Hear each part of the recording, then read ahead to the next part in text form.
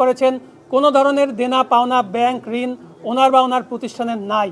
এই বিষয়টিও মাননীয় কমিশন আমলে নিয়েছেন।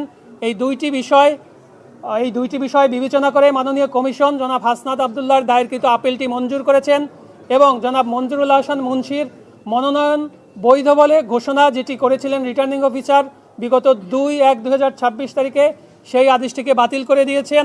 অর্থাৎ এর ফলশ্রুতিতে জনাব মঞ্জুরুল আহসান মুন্সি নির্বাচনে অযোগ্য ঘোষিত হয়েছেন এবং তিনি আসন্ন নির্বাচনে অংশগ্রহণ করতে পারবেন না।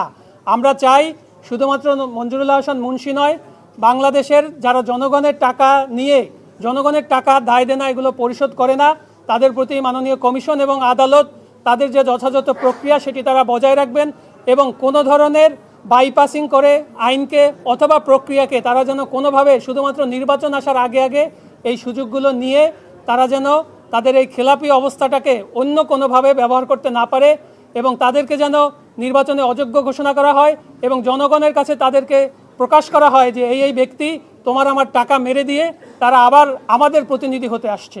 এটি আমরা নির্বাচন কমিশনকে আজকে তাদের এই সিদ্ধান্ত তারা নিয়েছেন, আমরা মনে করি এটি আইনের বিজয় হয়েছে। আইনের যে স্বাভাবিক প্রক্রিয়া সেটিরই একটি বাস্তবায়ন হয়েছে।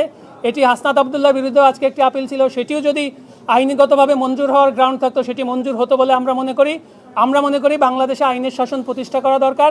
সেটা যদি আমার উপরেও প্রয়োগ করা হয়, সেটা যদি হাসনাত আবদুল্লাহর উপরেও প্রয়োগ করা হয়, আমাদের তাতে কোনো আপত্তি থাকবে না।